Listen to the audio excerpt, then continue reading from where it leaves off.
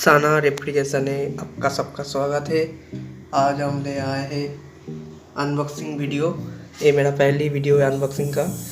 तो आज ये दो चीज़ें, एक टेम्परेचर सेंसर और एक टेम्परेचर प्रेशर स्विच है।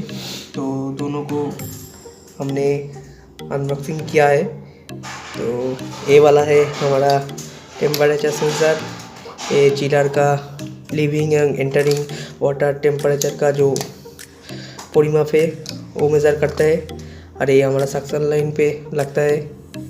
ये हमारा प्रेशर स्विच है, एनओएनसी का तरह काम करते हैं। तो फिर से एक बार देख लो इसको, कैसे देखते हैं इसको।